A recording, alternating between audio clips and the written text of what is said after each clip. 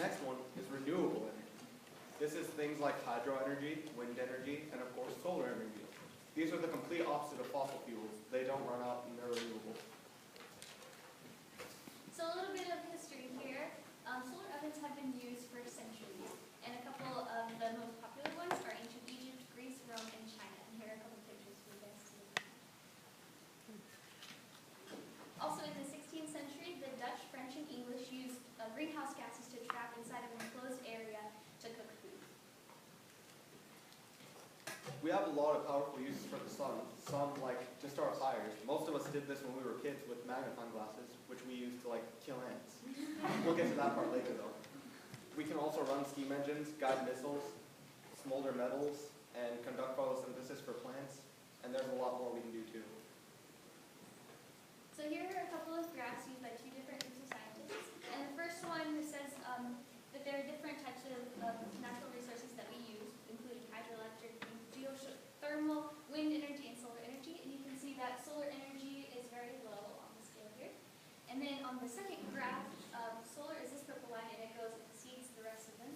Also notice fossil fuels depletes all the way until the year 2040. Some real-life applications we have are providing ways to boil and purify water. This is very important in third world countries because there are a lot of deaths that account for dehydration or not being able to get clean water. And the next one kind of ties in with that, which is being able to cook better. This is because eating raw meat is typically unhealthy and can carry lots of diseases, so being able to cook more efficiently would help cut deaths due to those.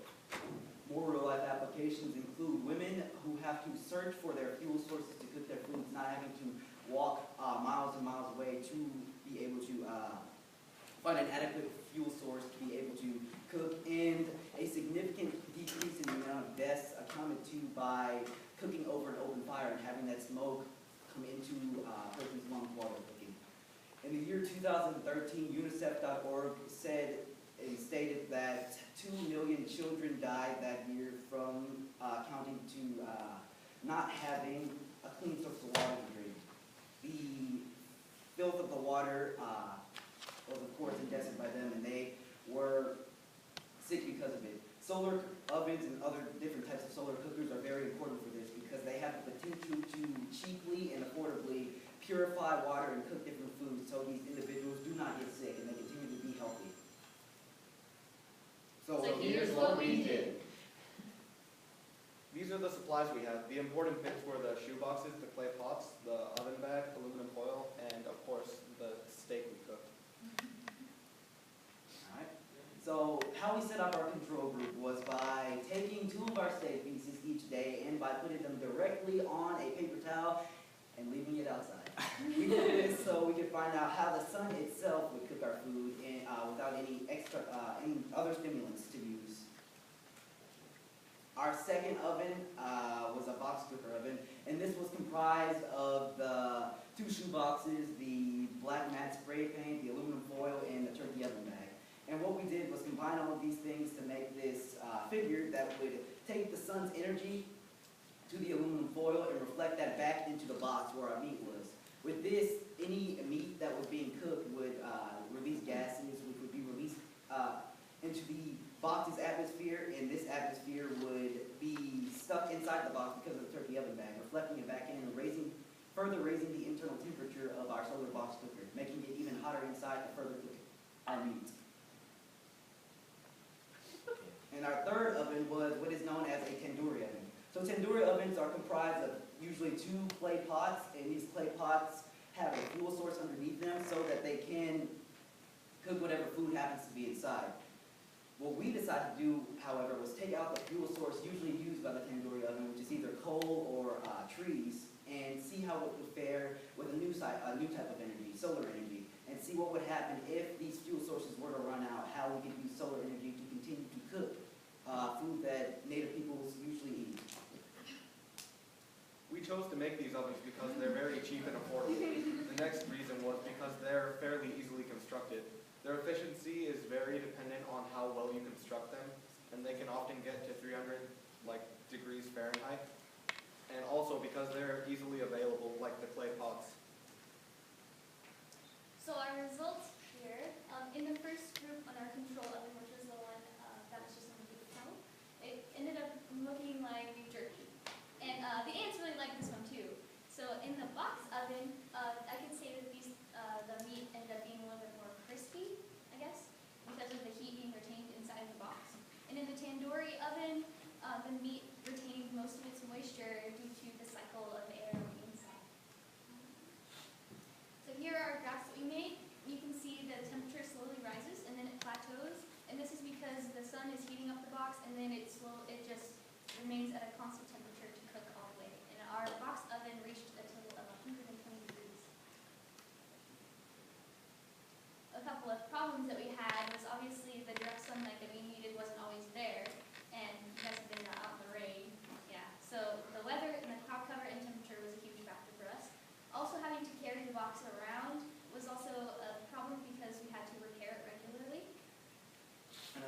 problem that we had were ants, but not for the reason that you might expect. They ate all of our food, and they only happened to give us 3 stars on Yelp. Another problem that we had was retaining the moisture in the meat because we had just placed it down in our on paper towels, which happened to soak it all up while the sun was cooking it. Not good for cooking. And the next problem we had was finding direct sunlight on campus. This was an issue due to the buildings and how the sun constantly moves throughout the day, causing the buildings to block the sunlight at certain times. The last issue we had was wind. But despite all of these, we pulled it off. In conclusion, our hypotheses, the solar cooker should be able to reach a temperature in which water will be able to boil 100 degrees Celsius, was not proven correct. While our second hypothesis, the solar box cooker would reach a higher internal temperature than either oven, was proven to be correct. Although our solar box cooker did not reach the temperature we wanted it to reach, one in which it would be able to easily boil water, that's just our group. There have been different experiments done by different experimenters and organizations. One notable one, such as solarcookers.org, who claims and states that their solar box cookers can reach an internal temperature of over 300 to 400 degrees Fahrenheit, which is very impressive, and you're able to cook almost any type of food in there, which would be really great for cleaning and purifying boiled water, and by making sure all foods and all bacteria in those foods are eliminated completely. We'd like to start off by giving a huge thank you to all of you for listening through our presentation, and a bigger thank you to our research mentor, Mr. No. We'd also like to thank WSU's biology department. And also a big thanks to Ms. Morgan and Mr. Onstott for facilitating this event.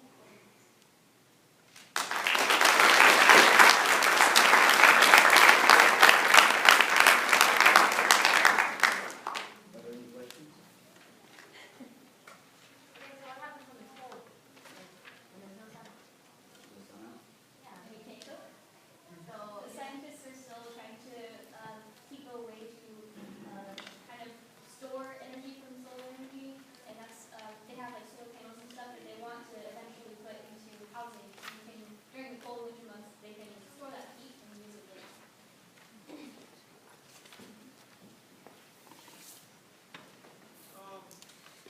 I just have a question for you, like, the experiment. Was the meat was it like raw meat they used? It was raw meat that we used. Okay, and when you set it out like on paper towel, like in the sun, did it like get rotten? Like it, no? It didn't? No. And I also had another question about like, with the boiling point of like the temperature, like the temperature boiling point, would it be sufficient enough to like remove all the impurities that are found in raw meat, like E. coli and all the bacteria and whatnot? Not with the temperature that our boxes reach, but with the highest temperature that some of them have reached, it would be possible. They have a kind of a prototype that they've been using in Africa, and it's a much more advanced version than ours, and it's a lot cheaper. But they have been using these like it looks kind of like a shield of aluminum metal, and so those are probably a lot more efficient than what we had available to us. Also, the method in which we cooked our meat would probably not be good for getting rid of any bacteria that are inside, but there are different ways to cook. We just happen to place our meat right inside of our box. But if you were to place it inside of a paper bag, not a paper bag, but a plastic bag or different types of pots and pans, you're able to do more with the meat. What ways do you think you could improve your box cooker to get it up to the temperatures that you want? A problem we had was we actually put straps on the side of it because it wasn't staying closed all the way, and so if we could find a way to put that, make the lid like stay on, because we didn't have an actual box lid, so we just kind of made one out of extra cardboard, so that would have been a huge factor. Also, there are ways to further increase the internal temperature of the boxes. Like we could have had 2 boxes made out of metal. We could have had more aluminum foil reflecting inside the box to get a greater greenhouse effect and more heat just focusing on our meat. Any more questions? Chicken. How did you measure the temperature? We used a meat thermometer. Meat thermometer, so that's what the temperature of the meat is, That's the temperature of we measured the internal temperature of the box. of the box. Jaden? Was the turkey bag the cut up